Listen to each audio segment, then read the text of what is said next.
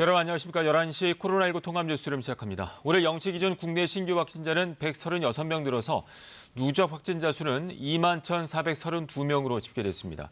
국내 발생이 120명, 해외 유입은 16명입니다. 엿새째 100명대를 기록하고 있습니다. 잠시 뒤 중앙재난안전대책본부의 브리핑이 있을 예정입니다. 먼저 이충환 의학전문 기자와 함께 이야기 나누겠습니다. 자, 오늘이 136명인데 엿새째 100명대를 기록하고 있네요. 네, 국내 발생은 말씀하신 것처럼 120명이고요. 네. 6일 전에 195명에서 점차 줄어서 어제는 119명이었지만 국내 발생만, 그러니까 네. 발생이 오늘은 136명, 100명대 초반을 기록하고 있습니다. 위중증 환자도 11명이 감소를 했는데 아마 중증 환자가 경증으로 바뀐 것 같습니다. 네. 그래서 위중증 환자 증가 폭도 대폭 줄었고요. 다만 사망자는 5분이 늘어서 341명, 1.59%의 치명률을 보이고 있습니다. 사망자는 위중증이 급격하게 늘었기 때문에 네. 앞으로도 계속 늘어날 가능성은 있습니다. 그렇군요. 제 엿새째 100명대라고 말씀을 드렸는데 전반적인 추세가 중요할 것 같아요. 어떻게 보시는지요? 일단 200명대에서 100명대로 내려온 네. 게 6일 전이고요. 점차 줄어들고 있습니다. 감소폭은 상당히 감소하지는 않고 있지만 네. 이 추세로 가면 2, 3일 뒤에는 이제 100명 미만으로 갈 수도 있을 것 같습니다. 2.5단계 거리 두기가 벌써 이제 일주일 이상 지속이 됐기 그렇죠. 때문에 그 효과가 나타날 것으로 기대하고 있습니다. 네, 알겠습니다. 자, 그리고 집단 휴진을 이어왔던 전공의들이 18일 만에 병원에 복귀하기 시작을 했다고요? 네, 오늘 오전 7시부터 복귀 예정인데 지금 코로나19 검사를 또 다 시행하고 있습니다. 아무래도 밖에 있었기 때문에 병원은 그렇군요. 굉장히 고위험 시설이기 때문에 그래서 양성이 아니고 음성 판정이 되면 네. 속속 복귀를 할 것 같습니다. 서울에 있는 빅5라고 하는 서울대병원이나 아산, 세브란스, 성모 주요 병원 다 복귀를 하고 있고요. 네. 이에 따라서 수술, 응급실, 중환자실 진료 체질이 알겠습니다. 네. 점차 정상화될 예정입니다. 자, 현장으로 가보겠습니다. 직접 들어보시죠. 9월 8일 화요일 정례 브리핑을 시작하겠습니다. 오늘 0시 기준 국내에 발생한 신규 환자는 120명입니다. 어제 5분이 돌아가셨고 현재까지 사망자는 총 341명입니다. 고인의 명복을 빌고 유가족분들께 깊은 위로의 말씀을 전합니다. 국민 여러분의 적극적인 참여와 실천 덕분에 사회적 거리두기의 효과가 가시화되고 환자 발생 수가 6일 연속 100명대로 억제되고 있습니다. 특히 수도권은 국내 발생 환자가 98명으로 이틀째 두 자릿수를 유지하며 확산세가 진정되는 양상을 보이고 있습니다. 이는 일상의 불편과 생업의 피해를 감내하시면서 정부의 방역 조치에 최선을 다해 협조하여 주신 국민 여러분 노력의 성과라는 점에서 깊은 감사의 말씀을 드립니다. 전국에 대한 거리두기 2단계 조치는 20일까지, 특히 수도권에 대한 강화된 2단계 조치는 13일까지로 이제 6일이 남았습니다. 이로 인해 국민 여러분들께서 불편을 겪고 있고 특히 자영업자분들이 경제적으로 큰 타격을 입고 힘들어하신다는 점을 잘 알고 있습니다. 우리 모두의 적극적인 참여만이 이러한 어려움을 빨리 해소할 수 있다는 점을 기억하시고 거리두기를 실천해 주시기 거듭 바랍니다. 국민 여러분들께서 조금만 더 힘을 내주신다면 추가적인 확산을 막고 반드시 안정적 수준으로 환자 발생 수를 억제할 수 있을 것이라 확신합니다. 정부도 국민들의 거리두기 노력과 함께하며 음식점 등에서 거리두기와 방역수칙 준수가 충실히 이행되는지 적극적으로 점검하고 있습니다. 식약처는 지난 5일부터 지자체와 함께 음식점, 카페, 유흥주점 등 총 86만 2천여 개소에 대해 현재까지 누계로 98만 5천여 개소를 점검하여 거리두기와 마스크 착용 등 방역 수칙을 위반한 4,411건에 대해 지도하였습니다. 또한 현장 중심의 촘촘한 방역 관리를 위해 지난 8월 7일부터 지자체, 업체, 협회, 정부가 함께하는 사중 관리 체계로 강화하였습니다. 특히 수도권에 대한 강화된 2단계 조치에 따라 음식점 20만여 개소에 대해 저녁 9시 이후 매장 내 취식 등을 집중 점검하였고 프랜차이즈형 커피 음료 전문점 1만 1천여 개소에 대해 전수 조사를 실시하였습니다. 점검 결과 최근 거리두기와 방역수칙 미준수로 인한 행정 지도가 점차 감소하는 추세로 현장에서 잘 정착되고 있는 것으로 보입니다. 앞으로도 현장 점검과 홍보를 계속하면서 추석 명절 방역 관리 조치도 강화해 나가겠습니다. 지속적인 병상과 생활치료센터 확보를 통해 환자 치료에 차질이 없도록 지속적인 노력을 기울이고 있습니다. 먼저 중환자에 대한 집중적인 치료를 제공할 수 있는 치료 병상을 최근 44개 확충하였고 금주까지 추가로 20개를 더 확보할 예정입니다. 경증 무증상 환자를 위한 생활치료센터 역시 어제와 오늘 2개소를 추가로 개소하여 총 4천여 명 규모로 운영하는 등 충실히 대비하고 있습니다. 코로나19 상황이 계속되면서 지치고 우울한 마음으로 힘든 소위 코로나 우울로 고통받으시는 국민들이 많으시리라 생각합니다. 특히 최근 코로나19로 확진되거나 확진자에 대한 노출로 격리되시는 분들이 늘어나면서 우울, 자살 예방 상담 등 심리 지원 수요 역시 증가하고 있습니다. 이에 정부는 심리 상담 핫라인을 운영하고 있습니다.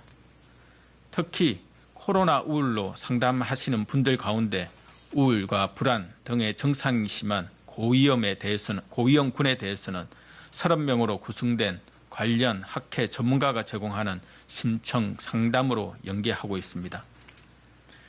정부는 코로나19 방역뿐 아니라 국민 여러분들의 심리 방역 또한 세심히 살피겠습니다. 코로나19와 관련된 뉴스를 보면 마음이 답답하고 걱정과 불안을 떨쳐버리기 어려운 분들, 말하기 어려운 고민이 있는 분들께서는 정신건강 상담전화 1577-0199나 자살 예방 상담전화 1393을 이용해 주시기 바랍니다. 오늘 국무회의에서 질병관리본부를 질병관리청으로 성격하고 보건복지부에 복수 차관을 도입하는 직제 재개정안이 의결되었습니다. 이에 따라 오는 12일 토요일 질병관리청이 출범하고 보건복지부는 보건분야 차관이 신설됩니다. 이번 조직 개편으로 코로나19에 대비한 감염병 대응 역량이 크게 확충되는 만큼 앞으로도 질병관리청과 보건복지부는 서로 긴밀히 연계하여 빈틈없는 방역체계가 운영될 수 있도록 총력을 다하겠습니다. 오늘까지도 환자 발생이 안정적으로 100명대를 유지하며 감소 추이가 계속되고 있습니다. 거리두기의 효과가 나타나며 감염 확산을 차단하는 결과가 이어지고 있습니다. 이는 모두 국민 여러분들께서 노력한 결과로 현재까지는 순조롭게 진행되고 있습니다. 지금 여러분들께서 하고 계신 노력도 한두 주 뒤에 감염 차단으로 나타날 것을 확신합니다. 조금만 더 힘을 내어주시고 특히 수도권 주민들께서는 앞으로 6일간 집중적으로 거리두기에 동참해 주시기를 바랍니다. 힘드시더라도 약속과 모임을 취소하시고 외출을 자제하고 집에 머물러 주시기를 부탁드립니다. 국민 여러분들께서 계속 노력해 주신다면 현재의 상황을 보다 빠르게 안정화시킬 수 있을 것입니다. 방역당국도 이를 위해 최선의 노력을 기울이겠습니다. 감사합니다. 네, 지금부터 질의응답 시간을 가지겠습니다. 배석자. 네, 중앙질환안전대책본부의 브리핑 들으셨습니다. 이어지는 질의응답은 KBS 유튜브 라이브를 통해 보실 수 있습니다. 다시 이충원 의학전문기자와 함께 브리핑 내용 정리해 보도록 하겠습니다. 자, 방역당국의 전반적인 평가가 있었는데 확산세가 진정되고 있다라는 언급이 나왔네요. 네, 앞서 거리두기 효과가 가시화되고 있고 네. 그럼으로써 이제 확산세가 좀 진정세를 보이고 있다 이렇게 평가를 하고 있습니다. 특히 네. 수도권에서는 이제 어제에 이어서 100명 미만으로 확진자가 발생하고 있고 네. 오늘 통계를 보니까 17개 시도 중에 8개 시도에서는 확진자가 나오지 않았습니다. 그렇군요. 그만큼 이제 전국 확산이 우려가 됐는데 네. 전국적으로 확산되는 거는 좀 꺾이고 있지 않나 하는 평가를 내리고 있습니다. 네. 자, 현재는 수도권은 2.5단계가 시행이 되고 있고 전국적으로 2단계가 시행이 되고 있습니다. 특히 관련해서 이제 음식점과 카페에 대한 점검들이 이루어졌다는 얘기가 나왔어요. 네, 계속 음식점과 카페 그 방역 수칙을 잘 지키고 네. 있는지 단속 또는 점검을 하고 있는데 20만 곳을 점검을 했는데 적발 건수가 점차 줄어드는 추세에 있고 네. 대부분은 잘 지키고 있다라고 평가를 했습니다. 그래서 이 2.5단계 거리두기가 뭐 국민들도 잘 지키고 있고 또 자영업자들도 굉장히 경제적 타격을 받고 있지만 네. 어쩔 수 없이 그래도 잘 동참하고 있다라고 평가를 했습니다. 그렇군요. 또 보도들을 보면 이제 뭐 아이스크림 가게나 빵집 같은 경우는 예전에는 그 커피나 음료를 먹을 수 있었지만 어제부터 그건 또 금지가 됐죠. 그렇죠. 빙수 가게도 마찬가지고 뭐 대표적인 네. 게 베스킨라빈스나 음식점, 카페 모두 다. 예, 알겠습니다. 그 배달만 가능하고 또는 네. 테이크아웃만 가능한 상태죠. 알겠습니다. 그러니까 지킬 때에 확실하게 지키자는 게 이제 방역 당국의 원칙인 것 같은데요.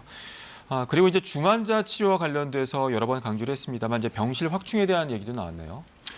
기존에 보면 수도권 또 전국적으로 또 이 확산세가 좀 줄어들면서 정부에서도 보건당국에서도 이게 지정병원을 해제하는 그런 경우도 있었습니다. 네. 사실은 병상을 좀 어느 정도 갖고 있어야 되는데 그렇죠. 그 이제 부랴부랴 이제 중환자가 급격히 늘면서 병상을 확충을 했죠. 지금까지 44개 정도 확충을 했다고 하고요. 네. 이번 주 말까지 20개를 더 확충을 해서 일단 병상 여력을 만들겠다고 얘기를 했는데 계속 말씀드리지만 중환자 병상이라는 게 중환자 치료 인력이 중요합니다. 치료 인력은 바로 생기지 않거든요. 네. 계속 트레이닝을 받아야 되고 그래서 이 중환자가 좀 줄어든다고 해도 이런 코로나19가 오늘 내일 끝날 그런 상황이 그렇죠. 아니기 때문에 중환자 병상은 계속적으로 좀 유지를 하는 게 좋겠습니다. 네. 앞서 브리핑 전에도 잠깐 언급을 했습니다만 관련해서 이제 전공의들이 병원에 복귀하기 했잖아요. 네, 오늘부터 속속 완벽하게 이제 복귀를 하고 정상화되려면 있습니다. 어느 정도나 시간이 걸릴까요? 일단 코로나 검사를 하고 하루 정도 검사 결과가 이제 음성으로 나왔을 때 복귀를 하는데 네. 모든 수술이나 뭐 응급실이나 중환자실이 바로 정상화되지는 않을 것 같고요. 진료 공백이 있었기 때문에 점차 당직을 쓰고 점차 들어오면 한 1, 2주 내에 정상화될 것으로 예상이 됩니다. 알겠습니다. 자, 그리고 오늘부터 의사 국가시험 실기시험이 시작이 되는데 지금 봤더니 대상자 중에 14%만 응시를 했어요. 그럼 내년에 의사 배출과 관련해 좀 문제가 있는 게 아닌가요? 정부 정책, 의료 정책에 이제 반대하면서 4학년 네. 학생들이죠. 이게 이제 의사 국가 시험을 봐야 이게 의료인 자격증이 나오는데 네. 14%만 응시를 했습니다. 네. 한 해 한 3,200명 정도의 졸업생이 있고 그 정도가 이제 의사 국가 시험을 보게 돼서 합격을 하면 진로가 이제 대학병원의 인턴으로 수련을 받거나 또 공중보건 의사로 가게 되는데 네. 이 14%만 응시를 했다면 400명 정도뿐이 안 되거든요. 그렇군요. 3,000명 이상 배출이 돼야 되는데 이들이 400명밖에 나오지 않으면 대학병원의 인턴이 비게 됩니다.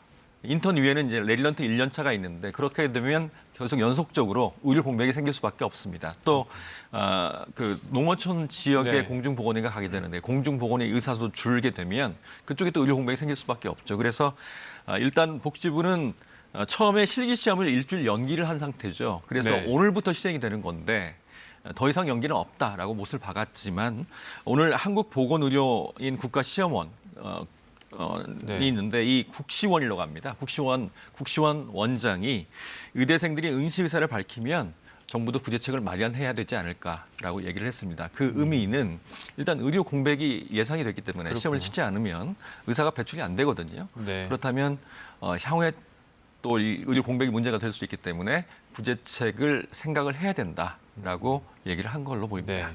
말씀 주신 것처럼 코로나19와는 이제 장기전이기 때문에 의료진 확충과 또 병실 확보들이 굉장히 중요할 것 같습니다. 또 방역 당국이 언급한 것 중에 하나가 최근에도 이제 사회적 문제가 되고 있는데요. 이제 코로나 우울이라고 하잖아요. 이제 심리 방역 같은 것도 굉장히 중요할 것 같아요. 사실 요새 비도 많이 내리고 저도 네. 운동을 좋아하는데 헬스클럽을 가지 못하고 밖에는 비가 내리니까 운동을 못하니까 좀 약간 좀 우울한 느낌도 네. 들더라고요. 그래서 코로나 블루라고 하는데 이게 좀 심한 경우에는 걱정이나 근심 또는 불안감 같은 게 높아질 수 있고 특히 이전에 우울증이나 치료받은 분들은 이런 분위기 속에서 또 더 악화가 될 수 있습니다. 그래서 네. 정부에서는 심리 상담 핫라인을 운영을 하고 있는데요. 예. 1577-0199번에 전화를 하시면 상담도 가능하다고 하니까 혹시 그런 불안감, 우울감을 느끼시는 분들은 이 전화를 이용해도 되겠습니다. 알겠습니다. 자, 오전에 이제 뉴스를 보도했습니다만 오늘부터 이제 국가에서 독감 그 무료 예방 접종이 실시가 되고 전 국민의 37% 정도가 진행이 된다고 하는데 특히 올해 같은 경우는 독감 예방 접종을 굉장히 신경을 많이 써야 된다면서요. 이른바 트윈데믹이라고 합니다. 네. 그러면 독감도 유행하고 코로나19도 유행을 하게 되면 뭐 동시에 걸릴 수도 있고요. 그다음에 증상이 구분이 안 되죠. 네. 열이 나면 모두 코로나 검사를 받아야 되기 때문에 이런 트윈데믹을 막으려면 일단 독감은 예방 접종이 있기 때문에 예방 접종을 받는 게 좋겠죠. 네. 지금 예방 접종 분량을 굉장히 많이 늘렸습니다만 이게 3천만 명분입니다. 그다음에 우선 접종 대상자 즉 무료 접종 대상자는 1,900만 명, 한 500만 명 늘렸거든요. 네. 오늘부터 무료 접종이 시작이 되죠. 특히 어린이를 대상으로 해서 그렇죠. 어르신들은 10월 달에 이제 스케줄대로 나갈 것 같은데 네. 일반인들은 여기에 해당하지 않는 분들은 병원이나 의원을 찾아가서 예약을 네. 해서 접종을 받을 수가 있습니다. 가격은 2, 3만 원 정도인 것 같은데 네. 혹시 많은 분들이 맞으시는 게 일단 좋을 것 같습니다. 그래야 코로나19에 대한 치료 여력도 생길 수 있기 때문이죠. 네. 자, 그러면 이제 증상이 비슷하다 보니까 독감인지 코로나19인지 이렇게 구별하는 진단 키트가 따로 있나요?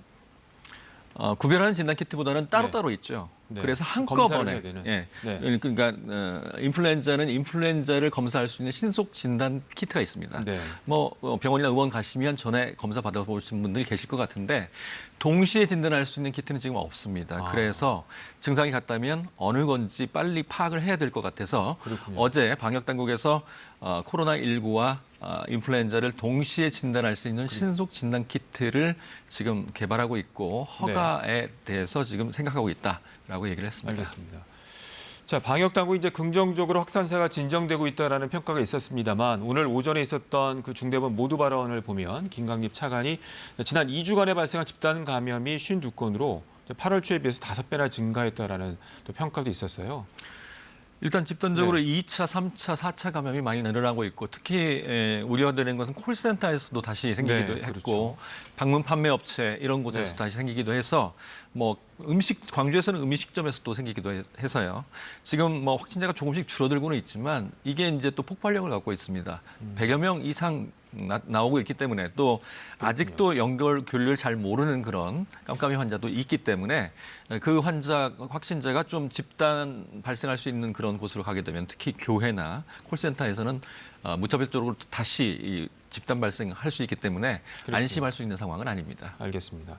좀 여러 번 강조를 해주셨습니다만 그 예전의 대유행들을 보면 어떤 특정한 뭐 집단이었다면 최근에 보면은 이제 방역 당국도 뭐 종교 시설 외에도 요양 시설, 또 친목 모임, 체육 시설, 또 직장까지 이게 퍼지고 있지 않습니까? 이런 것들을 봤을 때는 그 사회적 거리두기에 대해 조금 더 있는 기간 동안에 철저히 지키는 게 무엇보다 중요할 것 같아요.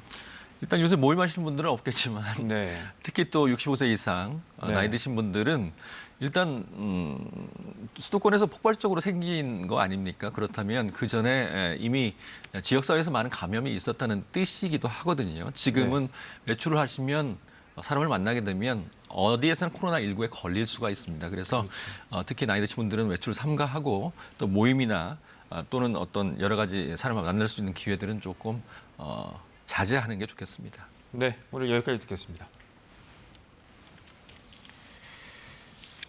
자, 수도권에선 강화된 거리두기 2.5단계가 연장이 되면서 어제부터 프랜차이즈형 커피점뿐만 아니라 빵집, 아이스크림 가게 안에서 음식을 먹을 수 없습니다.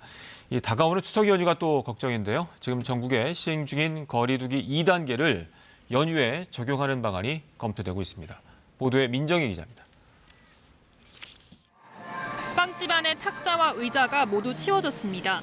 그동안 매장 내에서 음식을 먹을 수 있었지만 프랜차이즈형 제과점과 아이스크림 가게도 어제부터 금지됐습니다. 수도권의 2.5단계 거리두기가 13일까지 한 주 더 연장됐고 일부 업장으로 더 확대된 겁니다. 이에 따라 프랜차이즈형 커피점뿐만 아니라 빵집, 빙수점 등에서도 포장과 배달만 할 수 있습니다.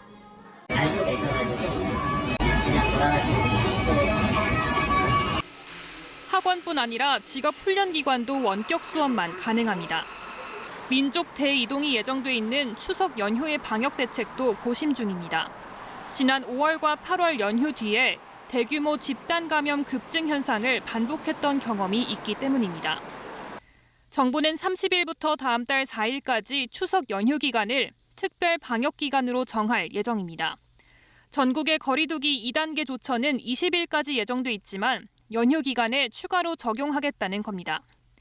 연휴 전까지 환자 발생 상황을 지켜보면서 유흥시설 같은 고위험시설 운영 중단 등의 세부 내용을 준비 중입니다.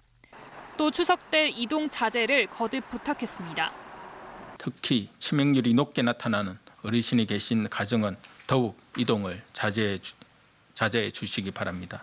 또한 대인 접촉을 최소화해 주시기 바랍니다. 최근 집단 감염이 잇따라 발생한 콜센터와 육가공 업체, 물류센터 등 민간 사업장 점검도 이어가고 있습니다. 아직 다중이 이용하는 식당 공간 등에서 거리두기가 다소 미흡한 것으로 드러났습니다. 아울러 추석 연휴 기간 외국인 노동자들이 주로 근무하는 업체들을 점검하고 이동과 모임을 자제하도록 권고할 계획입니다. KBS 뉴스 민정입니다. 질병관리본부가 질병관리청으로 승격돼 새롭게 출범합니다. 행정안전부는 오늘 국무회의에서 질병관리본부를 질병관리청으로 승격하는 내용의 질병관리청과 그 소속기관 직제 제정안을 의결해서 오는 12일부터 시행한다고 밝혔습니다. 오늘 국무회의에서는 보건복지부에 보건 분야를 전담하는 복수차관제를 시행하는 내용의 직제 개정안도 의결됐습니다. 이번에 태풍 하이선으로 인한 피해 상황 알아보겠습니다. 강한 비바람 때문에 동해안 지역을 중심으로 많은 피해가 발생했는데요. 2명이 실종되고 103명의 이재민이 발생했습니다. 시설물 피해도 잇따랐습니다. 시청자분들이 제보해 주신 당시 피해 상황을 김유대 기자가 정리했습니다. 부산 동쪽 50km 해상까지 근접했던 태풍 하이선. 광안대교 근처 바다에서 거대한 파도가 끝없이 몰려옵니다. 태풍 마이삭이 지나간 지 나흘 만에 또다시 부산 지역은 몸살을 앓았습니다. 높은 파도가 방파제를 넘어 조선소 안쪽으로 들이칩니다. 태풍의 영향에 놓인 울산의 조선소에서는 도로는 물론 공장 곳곳이 침수돼 복구 작업이 이루어졌습니다. 주행 중인 차량 쪽으로 불꽃이 튀며 전봇대가 쓰러집니다. 운전자는 간발의 차이로 사고를 피합니다. 이번 태풍은 경북 포항 구룡포에서 최대 순간 풍속 초속 42m를 기록했습니다. 강풍의 전신주와 가로수, 시설물 파손이 잇따랐습니다. 태풍 마이삭으로 인해 어선 20여 척이 파손됐던 삼척시 임원항은 이번에도 집채만한 파도가 상가와 어선들을 덮쳤고 주택 수십 채가 물에 잠겼던 경주 간포항도 높은 파도에 항구 상가와 주택가가 다시 침수됐습니다. 거세게 흐르는 흙탕물 한가운데 차 한 대가 위태롭게 서 있습니다. 폭우로 도로 위에 급류가 생겨 차량이 고립된 겁니다.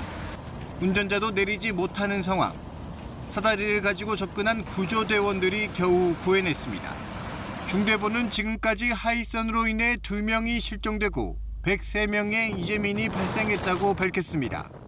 또 1,200여 곳의 시설이 파손됐고 7만 5천여 세대가 정전 피해를 겪었습니다. KBS 뉴스 김유대입니다. 인천 계양과 고양 창릉 등에 조성되는 3기 신도시의 사전 청약이 내년 7월부터 본격 시작됩니다.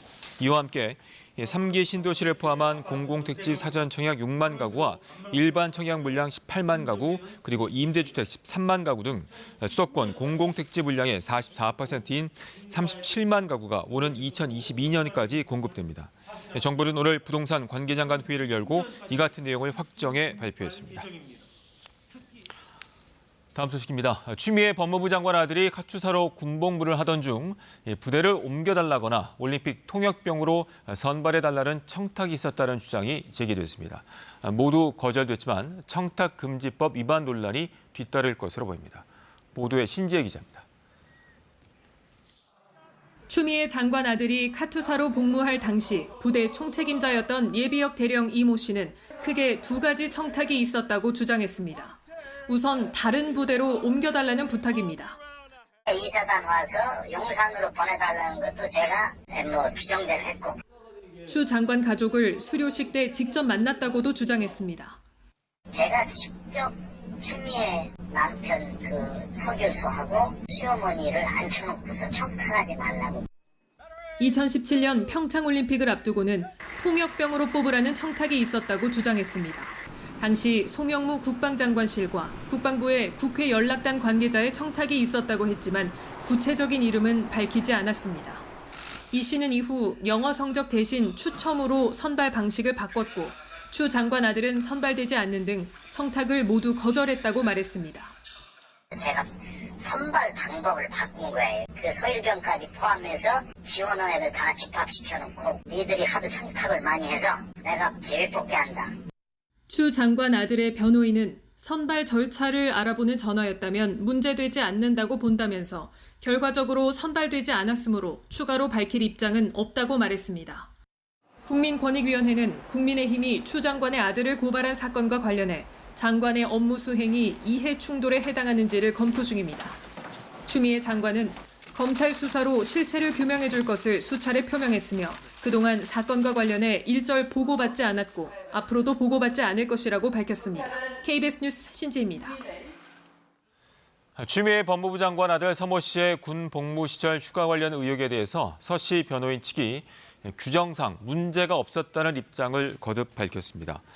서 씨 변호인 측은 오늘 입장문을 통해 카투사는 주한 미 육군 규정이 우선 적용되는데 이 규정에는 휴가 서류를 1년간 보관하게 돼 있어 현재 군에 서류가 없는 것은 규정 위반이라는 보도는 잘못됐다고 주장했습니다. 또 서 씨 자대 배치와 보직 업무 등에 대해 청탁이 있었다는 의혹도 사실이 아니라고 반박했습니다. 코로나19 통합 뉴스룸은 잠시 뒤에 12시 뉴스에서 이어집니다. 고맙습니다.